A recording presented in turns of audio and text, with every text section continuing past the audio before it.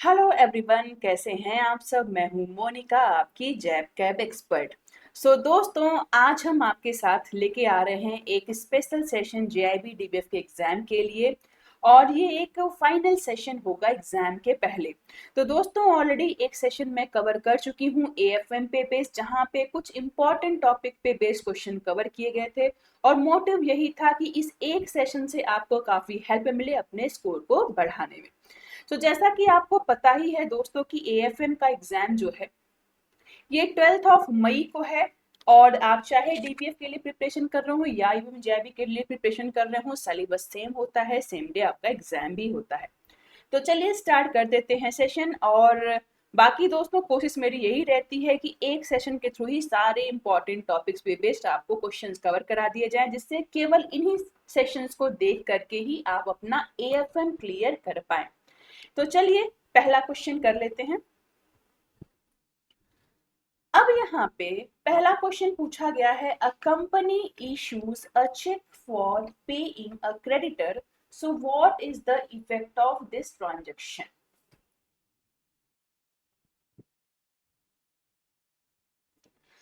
तो कह रहे हैं कि अगर कोई भी कंपनी क्रेडिटर को चेक का पेमेंट करे तो इस ट्रांजैक्शन से क्या इम्पैक्ट बढ़ेगा। क्या असेट बढ़ जाएगा, लायबिलिटी घट जाएगी। एसेट घटेगा, लायबिलिटी घटेगी। एसेट और इक्विटी दोनों बढ़ जाएंगे, या फिर एसेट और लायबिलिटी दोनों ही बढ़ जाएंगे। तो सोचो दोस्तों, अगर हम अपने क्रेडिटर को चेक का पेमेंट कर रहे हैं, क्यों कर रहे होंगे कि भाई हमने उनसे कुछ लोन लिया होगा, डेट लिया होगा, आज हम रिपेमेंट कर रहे हैं चेक के थ्रू। तो इस ट्रांजेक्शन का इफेक्ट क्या होगा कि असेट हमारा घटेगा। ठीक है, हम पेमेंट कर रहे हैं तो ऑब्वियस सी बात है हमारा कैश घटेगा, हमारा असेट घटेगा, लेकिन उसके साथ साथ ये हमारी लायबिलिटी को भी घटाएगा। ठीक है, तो ऑप्शन नंबर 2 हो जाएगा करेक्ट। और ये क्वेश्चन दोस्तों कई बार आपका पूछा गया है। तो जो मोस्ट रिपीटेड क्वेश्चंस होते हैं, चांसेस भी हैं कि यहाँ से क्वेश्चन आपको एज इट इज मिल जाए। चलिए, अब दोस्तों टाइप ऑफ अकाउंट पे एक क्वेश्चन आता है। मैंने आपको लिए एक सेशन कंडक्ट किया था जहां पे मैंने आपको बताया था कि एएफएम अगर आपको इस एक अटेम्प्ट में क्लियर करना है तो अब लास्ट मूवमेंट पे कौन कौन से टॉपिक पे आपको अपना कमांड बनाना पड़ेगा, इवन कौन कौन से मॉड्यूल पे आपको ज्यादा फोकस करना पड़ेगा। तो ध्यान दीजिएगा, एक बार ब्रीफ बता देती हूँ दोस्तों। टोटल 4 मॉड्यूल है और इसमें मॉड्यूल 1 और मॉड्यूल 3 ये आपस में मिल करके ही 60% क्वेश्चन आपको दे देंगे। तो अगर आपने बिल्कुल भी प्रिपरेशन नहीं किया है और आज के डेट में अगर आप मॉड्यूल 2 एंड 4 टच भी नहीं करेंगे तो भी आपके सक्सेस के चांसेस हैं। क्यों? क्योंकि आईआईबीएफ कहता है कि केवल 50% मार्क ही आपको चाहिए पास होने के लिए। वो भी अगर आप फर्स्ट टाइम एग्जाम दे रहे हैं तो हर सब्जेक्ट में केवल आपको 45% यानी कि 45 मार्क्स ही चाहिए। तो अच्छा तरीका है, अच्छी अपॉर्चुनिटी है। और चूंकि हम लास्ट में ही सेशन आपके लिए कवर कर रहे हैं, इसीलिए सारे इंपॉर्टेंट पॉइंट को हमने पिक कर लिया है, क्योंकि यही सबसे क्वेश्चन आपके बनने हैं। तो नेक्स्ट क्वेश्चन है, rent prepaid account is of the nature of. कह रहे हैं रेंट प्रीपेड अकाउंट जो है ये किस नेचर का होता है, real account, personal account, nominal account या फिर इनटेंजिबल अकाउंट। तो दोस्तों अब देखो, यहाँ पे बहुत सारे बच्चे गलती कर देते हैं। आप में से बहुत सारे स्टूडेंट्स ऐसे होते हैं जो मिस्टेक कर देते हैं। क्यों? इन डेप्थ नॉलेज ना होने की वजह से। जिन्होंने ऊपर ऊपर से बेसिक बेसिक पढ़ लिया, केवल प्रैक्टिस क्वेश्चन सॉल्व कर लिया, वहीं पे कंफ्यूजन होता है। ध्यान दीजिएगा, अगर यहाँ पे रेंट अकाउंट पूछा जाता तो रेंट किसी कंपनी के लिए क्या होता है, एक एक्सपेंस होता है।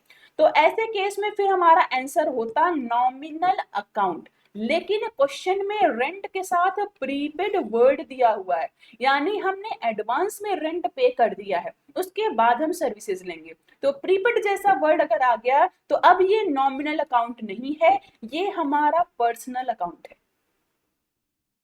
तो छोटी छोटी सी चीजें हैं, इसका ख्याल रखिएगा, इससे ही आप अपना स्कोर बढ़ा पाएंगे। चलिए नेक्स्ट क्वेश्चन देख लेते हैं। Which of the following is are the advantages of accounting standards? इसमें से कौन कौन से अकाउंटिंग स्टैंडर्ड के एडवांटेज हैं, फायदे हैं।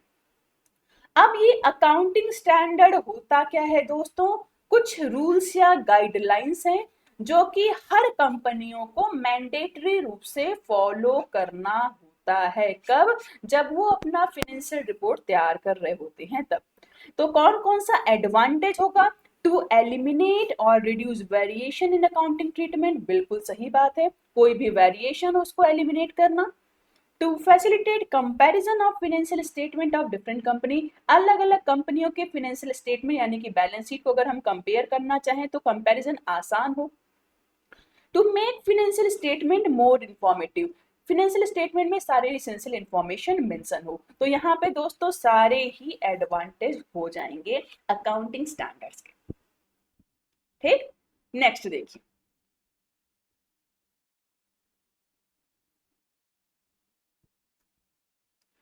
अब एक न्यूमेरिकल है दोस्तों, ये न्यूमेरिकल आपको जरूर से मिलेगा। दो टॉपिक्स हैं बॉन्ड पे बेस्ड, एक ये करेंट यील्ड है और एक वाईटीएम है। यहां से दोनों में से कहीं से एक आपका न्यूमेरिकल बनता है। तो क्या क्वेश्चन है? A bond of face value rupee 5000 carries a coupon interest rate of 12%. It is quoted in the market at rupee 2400. So what is the current yield of the bond? कह रहे हैं कि bond है जिसका face value 5000 रुपी है, इस पे interest rate 12% का है, कोट हो रहा है मार्केट में 2400 में, तो करेंट यील्ड क्या होगा? अब दोस्तों अच्छी बात यह है कि अगर इसका फॉर्मूला आपको पता है तो मैक्स टू मैक्स 30 सेकेंड का टाइम आपको लगेगा ये क्वेश्चन सॉल्व करने में। तो करंट यील्ड का फॉर्मूला होता है दोस्तों एनुअल इंटरेस्ट पेमेंट या annual coupon payment divided by market price into 100, यही फॉर्मूला है। एनुअल कूपन पेमेंट कैसे निकालेंगे? फेस वैल्यू में से हम इंटरेस्ट रेट को मल्टीप्लाई कर देंगे। ठीक है, मल्टीप्लाई करने पे आंसर क्या होगा? 5000 हमारा फेस वैल्यू है, इंटरेस्ट रेट 12% का, ये हो जाएगा 600। तो फॉर्मूले में वैल्यू पुट करेंगे, 600 डिवाइडेड बाय मार्केट प्राइस कितना है 2400, इसको सॉल्व कर देंगे। ठीक है, तो इसको सॉल्व करने पे हमारा आंसर आ जाएगा कितना? 25%। तो ऑप्शन नंबर 2 यहां पे हो जाएगा करेक्ट।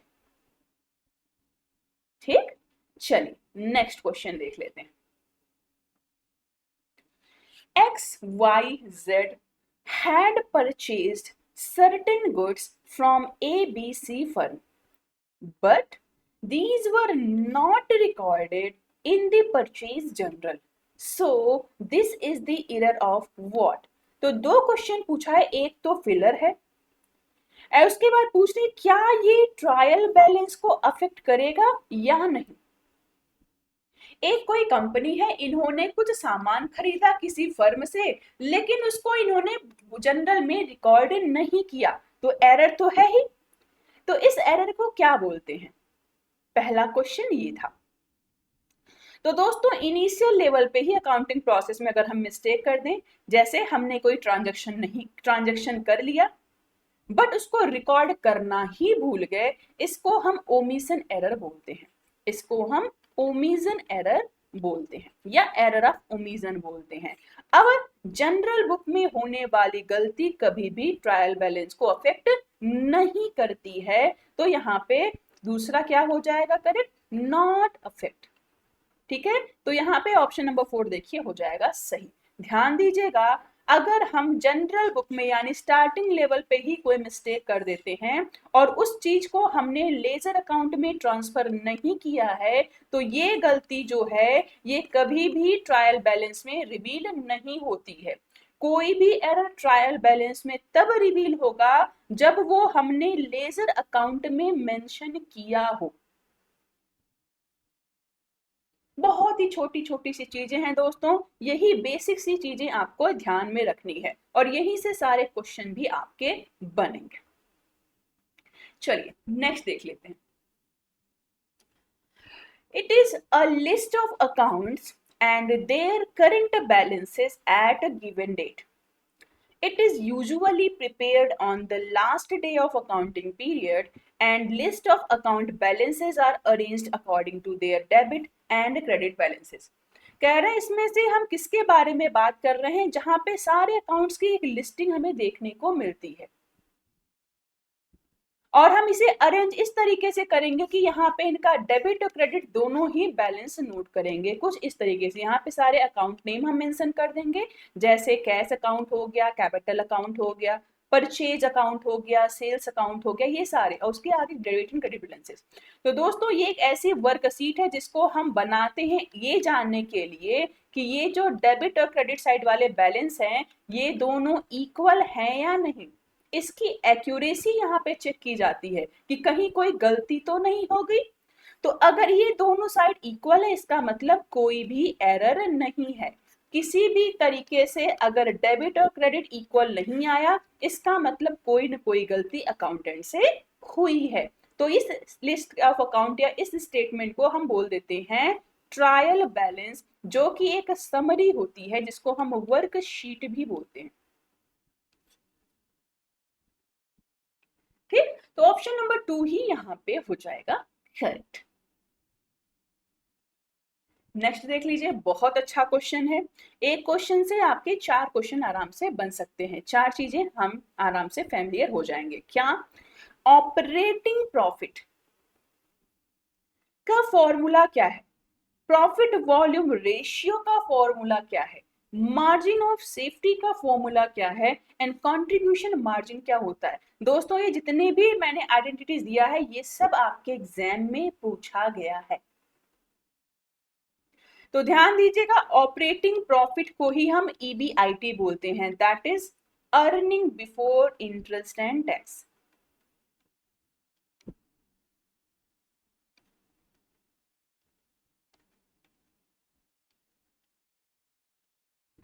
या तो ईबीआईटी बोलो, या तो पीबीआईटी बोलो, या तो ऑपरेटिंग प्रॉफिट बोलो।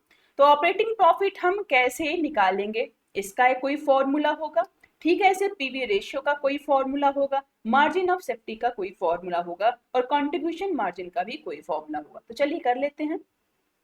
दोस्तों कंट्रीब्यूशन मार्जिन कैसे निकालते हैं, जब हम सेल्स रेवेन्यू में से वेरिएबल कॉस्ट को लेस कर देते हैं। ठीक, मार्जिन ऑफ सेफ्टी कैसे निकालते हैं, जब हम एक्चुअल सेल्स में से ब्रेक इवन सेल्स को लेस कर देते हैं, जब हम एक्चुअल सेल में से ब्रेक इवन सेल को लेस कर देते हैं। वहीं ईबीआईटी निकालने के लिए हमारा क्या फॉर्मूला हो जाएगा, sales into PV ratio minus fix cost, और यहाँ पे पीवी और यहाँ पे हमारा पीवी रेशियो निकालने के लिए फॉर्मूला क्या हो जाएगा, sales price minus variable cost upon sales price.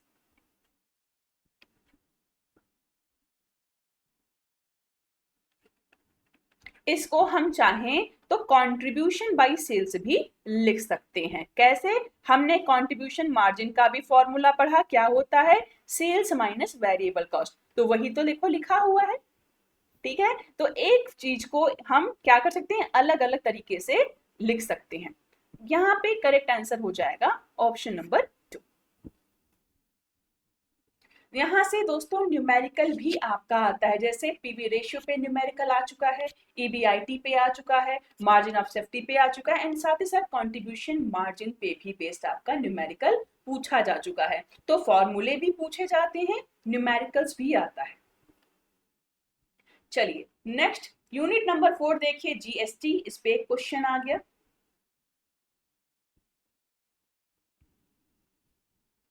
क्या पूछा गया है, GST, that is Goods and Services Tax, was introduced as a part of indirect tax reform in India. So which of the following are the salient features? कह रहे हैं भाई यहाँ पे जीएसटी के कौन कौन से फीचर्स हैं। It is applicable on manufacturing of goods or on sale of goods or on the provision of service. क्या ये बात सही है कि गुड्स की मैन्युफैक्चरिंग पे ये एप्लीकेबल होगा। सेकंड, कह रहे हैं it is applicable to the supply of goods and services, या फिर जब हम गुड्स एंड सर्विसेज की सप्लाई करते हैं उस पर ये एप्लीकेबल होता है। थर्ड, कह रहे हैं it is based on the principle of destination based consumption taxation, क्या ये डेस्टिनेशन बेस्ड होता है। एंड लास्ट कह रहे हैं it is levied at rate decided by GST council, GST council के द्वारा जो भी जीएसटी के रेट्स डिसाइड किए गए उसी रेट पे ये जीएसटी लिवाई होता है, चार्जेबल होता है। तो कौन कौन सा करेक्ट स्टेटमेंट यहाँ पे दिया गया है?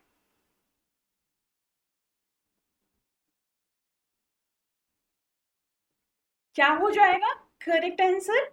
ऑप्शन नंबर 3, यानी कि सेकंड स्टेटमेंट कि यह गुड्स एंड सर्विसेज की सप्लाई पे एप्लीकेबल होता है, सही बात है। यह डेस्टिनेशन बेस्ड है, ठीक है, जब आप कोई प्रोडक्ट कंज्यूम करोगे लास्ट मोमेंट पे तब ये आपको पे करना होता है, ठीक है। जैसे मान लो आप किसी रेस्टोरेंट में गए खाना खाने, आपने खाना खाया तब वहां पे आपको जीएसटी देना पड़ता है। आपने कोई सामान खरीदा तो लास्ट मोमेंट पे ये आपको पे करना होता है। एंड फोर्थ क्या है, यही रेट डिसाइड किया जाता है किसके द्वारा? जीएसटी काउंसिल के द्वारा। नेक्स्ट देखिए, फिर से एक क्वेश्चन आ गया। अब क्या है, an invoice of rupees 560 is entered in the sales book as rupees 650। कह रहे हैं कि 560 रुपए का कुछ खर्चा आया था, कुछ बिल बना था, लेकिन जब हम इसको सेल्स बुक में एंटर कर रहे थे तो गलती से हमने ये 650 लिख दिया, ठीक। Correct total of the debit side of trial balance is 21,240। कह रहे हैं ट्रायल बैलेंस का जो डेबिट साइड है उसमें करेक्ट बैलेंस लिखा गया है 21,240 रुपए। अज्यूमिंग नो अदर एरर, अब हमने ये मान लिया कि हमसे कोई और गलती नहीं हुई है, तो अब ये बताइए what is the total of credit side of the trial balance. तो अब अगर हमसे कोई और गलती नहीं हुई है, केवल ये गलती है, तो इस गलती के होने पर क्रेडिट साइड में कितना बैलेंस अपीयर होगा? तो ट्रायल बैलेंस में हम क्या देखते हैं दोस्तों कि मैथमेटिकली एक्यूरेसी है या नहीं है, इसके लिए हम सारे अकाउंट्स की लिस्ट यहाँ पे बना देते हैं, ठीक। अब कह रहे हैं कि डेबिट साइड में जो अमाउंट शो हो रहा है वो है 21,240, और हम ये मान रहे हैं कि यहाँ पे कोई गलती नहीं हुई है। क्रेडिट साइड में क्या वैल्यू आएगा? तो दोस्तों अब हम देख रहे हैं कि 560 रुपए की एंट्री थी, हमने उसको 650 लिखा, यानी 90 रुपए का एक्स्ट्रा अमाउंट हमने लिख दिया है। तो ऑब्वियस ही बात है, सेल्स बुक में लिखा है तो क्रेडिट साइड में ये 90 रुपए क्या होगा, लिख के आ रहा होगा। अब यहाँ पे करेक्ट आंसर हमारा क्या हो जाएगा? 21,330। क्यों? डेबिट साइड में अगर इतनी वैल्यू होगी तो क्रेडिट साइड में 90 रुपया और एक्स्ट्रा शो हो रहा होगा, इसमें 90 रुपए और ऐड कर देंगे तो हमारा ये वैल्यू आ जाएगा। तो छोटी सी चीज थी, छोटा सा एरर था, लेकिन देखो किस तरीके से घुमा के क्वेश्चन पूछा जाता है। चलिए नेक्स्ट क्वेश्चन देख लेते हैं। स्टेटमेंट बेस्ड क्वेश्चन है, कह रहे हैं according to section 145 income chargeable under income from other sources, income tax का क्वेश्चन है। कह रहे हैं इनकम टैक्स एक्ट के सेक्शन 145 के according income from other sources में जो इनकम चार्जेबल होता है it shall be computed only on cash basis of accounting.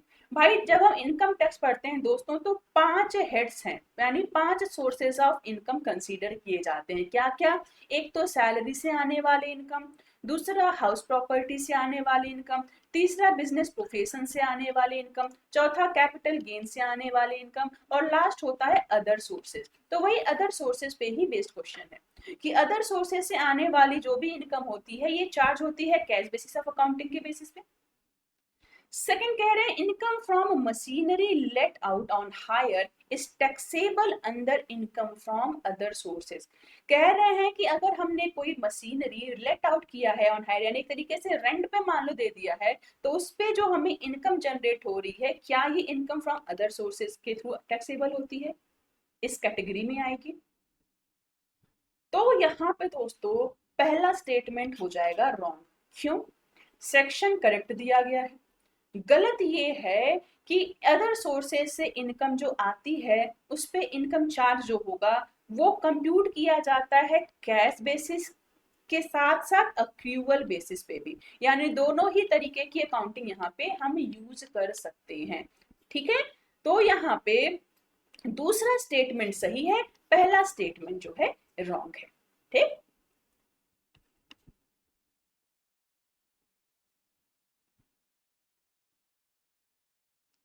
चलिए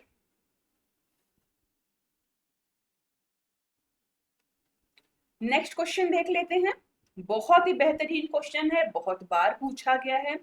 अ bill due on 10th June 2021 is made payable at 2 months after date, then the due date of instrument is।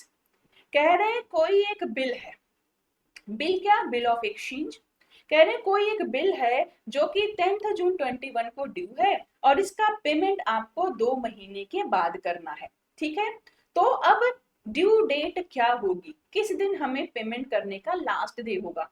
तो बस अब यहाँ पे अगर आपने डिटेल में सारे रूल्स पढ़े हुए हैं बिल्स ऑफ एक्सचेंज के, तभी आप इसका करेक्ट आंसर दे सकते हैं। अब एक डेट उन्होंने दिया, एक बिल जनरेट हुई मान लो 10 जून को, ठीक है। कह रहे हैं 2 महीने के बाद पेमेंट करना है, ठीक। 2 महीना क्या होगा, 10 जून, 10 जुलाई, 10 अगस्त, ठीक है। 10 अगस्त हमारा हो गया आफ्टर 2 मंथ। तो क्या अब 10 मंथ्स ही हमारा ड्यू डेट होगा। अब ऑप्शन तो दिया ही नहीं है, हो सकता है एग्जामिनर आपको ऑप्शन दे भी देता। अब अगर आपने डिटेल में नहीं पढ़ा है तो आप यही ऑप्शन टिक करके आते, बट ये रॉन्ग हो जाता। क्यों, क्योंकि लॉ कहता है कि ठीक है ये ड्यू डेट है 2 महीने के बाद का डेट, लेकिन यहाँ पे 3 दिन का एक्स्ट्रा टाइम दिया जाता है जिसको हम ग्रेस डे या ग्रेस पीरियड बोलते हैं। तो अब यहाँ पे 10 दिन हम ऐड कर, 2-3 दिन और ऐड कर देंगे तो ये डेट हमारा बन जाएगा क्या, 13 अगस्त। हमारा डेट क्या हो जाएगा, अब 10 से 13 अगस्त आएगा। तो 13 अगस्त को ही यहाँ पे पेमेंट करना होगा बिल का। कौन किसको करेगा, बायर सप्लायर को करेगा, ठीक। बिल क्या होती है, जब क्रेडिट बेसिस पे बायर कोई सामान सेलर से खरीदता है तब सेलर एज एविडेंस ये बिल जनरेट करता है, जिसमें ये रिटर्न में प्रॉमिस किया जाता है कि बायर आज सेलर से सामान ले रहा है, इतने का सामान है, इतनी क्वांटिटी है, और एक फिक्स डेट पे ये पूरा पेमेंट वो सेलर को कर देगा। चलिए, ये क्वेश्चन दोस्तों बहुत बार पूछा जाता है और ग्रेस डे का जिन्हें पता नहीं होता है वो यहाँ पे मोस्टली रॉन्ग अटेम्प्ट कर देते हैं। चलिए नेक्स्ट क्वेश्चन देख लेते हैं। Which of the following means the category of investment portfolio maintained by the banks with intention to trade in securities by taking advantage of short term price interest rate movement। कह रहे हैं कौन सा एक term use होता है या एक प्रोसेस होता है जहां पे बैंक कुछ इन्वेस्टमेंट करता है, जहां पे बैंक पोर्टफोलियो इन्वेस्टमेंट करता है, बट इंटेंशन क्या है कि वो सिक्योरिटीज में ट्रेडिंग करे और शॉर्ट टर्म प्राइस मूवमेंट का बेनिफिट ले। यानी कि अगर हम किसी कंपनी के शेयर खरीद रहे हैं, किसी कंपनी में इन्वेस्टमेंट कर रहे हैं, तो लॉन्ग टर्म के लिए हम इन्वेस्टमेंट नहीं कर रहे हैं। हमने आज वहां से सिक्योरिटी परचेज कर लिया, बट जैसे ही मार्केट में हमें अच्छा रेट मिलेगा हम तुरंत उसे बेच देंगे। तो इसको हम बोलते हैं हेल्ड फॉर ट्रेडिंग, शॉर्ट में इसको हम बोलते हैं HFT। दो वर्ड होते हैं, हेल्ड फॉर ट्रेडिंग और एक होता है हेल्ड टू मैच्योरिटी। अगर बैंक की इंटेंशन ये होती कि जब तक ये सिक्योरिटी मैच्योर ना हो जाए तब तक अपने पास रखेंगे, तब ये STM हो जाता। लेकिन यहाँ पे इंटेंशन क्या है, शॉर्ट टर्म प्राइस मूवमेंट का एडवांटेज लेना। तो यहाँ पे केवल ट्रेडिंग पर्पज से ये सिक्योरिटीज परचेज की गई थी। जैसा कि मैंने आपको स्टार्टिंग में बोला दोस्तों, हम आपके सामने वही सारे क्वेश्चंस रख रहे हैं जो आने के मैक्सिमम चांसेस है। चलिए next, revenue expenditure is the amount that is expensed immediately, thereby being matched with revenues of the current accounting period। कह रहे हैं रेवेन्यू एक्सपेंडिचर वो एक्सपेंडिचर या वो अमाउंट होते हैं जो कि इमीडिएट बेसिस पे खर्च किए जाते हैं और इसीलिए करंट अकाउंटिंग पीरियड में ही इन्हें रेवेन्यू से मैच करा दिया जाता है।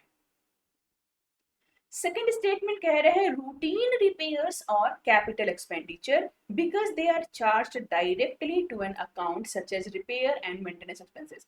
कह रहे हैं ये जो डेली वाले रिपेयर होते हैं, छोटे बहुत जो भी डैमेज हो जाए मशीन्स में, रिपेयर और मेंटेनेंस जो होते हैं, इस पे लगने वाले खर्चे कैपिटल एक्सपेंडिचर होते हैं। तो अब दोस्तों अगर हम यहाँ दोनों स्टेटमेंट को देखें तो पहला स्टेटमेंट बिल्कुल सही है। रिवेन्यू एक्सपेंडिचर वो खर्चे हैं जो कि इमीडिएट बेसिस पे किए जाते हैं किसी भी बैंक के या इवन किसी भी बिजनेस ऑर्गेनाइजेशन में, जो डे टू डे एक्टिविटी होती है उसको रन करने के लिए।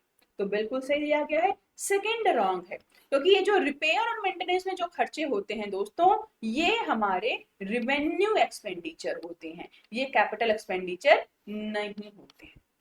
तो पहला सही हो जाएगा और दूसरा हमारा रॉन्ग हो जाएगा।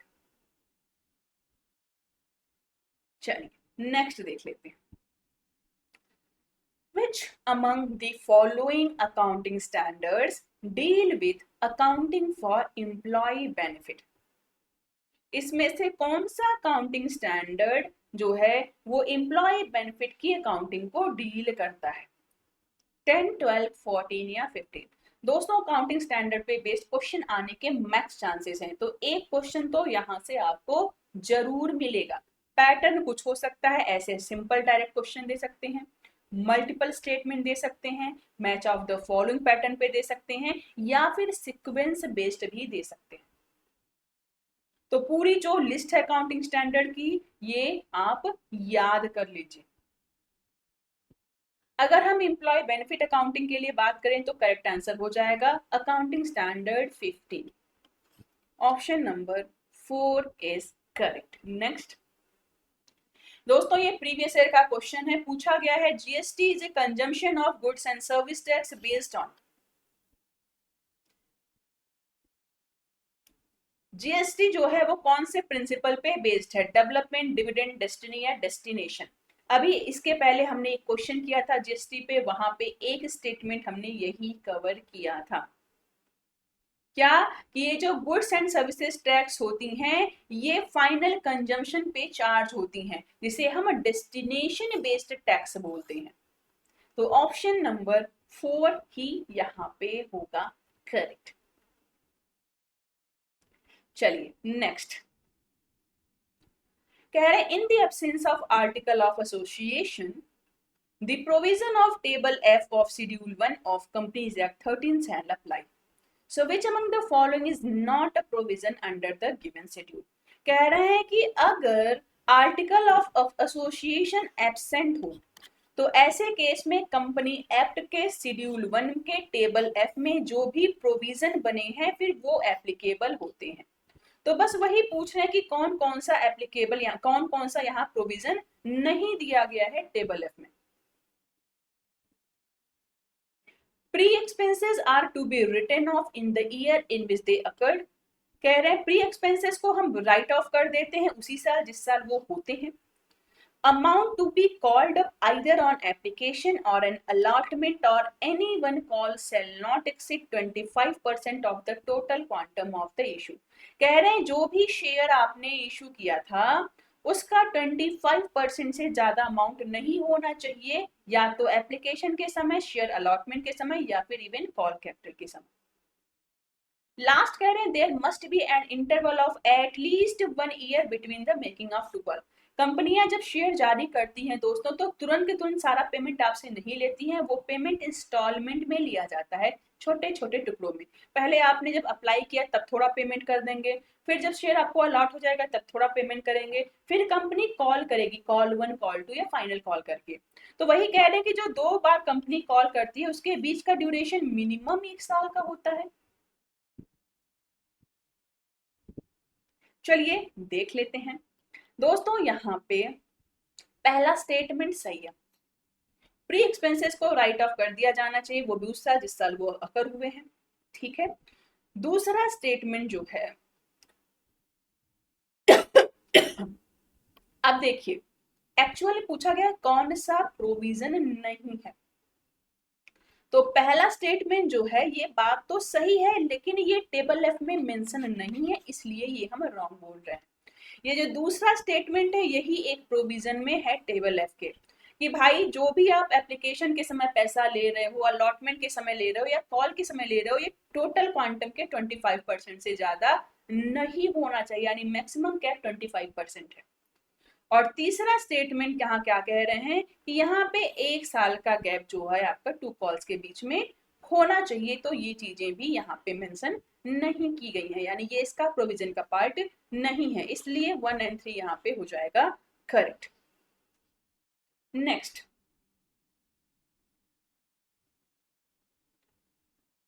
क्वेश्चन हमारा है, in cash flows when a company invests in fixed assets and short-term financial investments that results in, कह रहे हैं कैश फ्लो स्टेटमेंट में जब कोई भी कंपनी फिक्स्ड असेट्स में या शॉर्ट टर्म फाइनेंशियल इन्वेस्टमेंट में इन्वेस्ट करती है, तो इसका क्या परिणाम दिखता है, क्या इससे इक्विटी बढ़ जाएगी, लायबिलिटी बढ़ जाएगी, कैश घट जाएगा या कैश बढ़ जाएगा।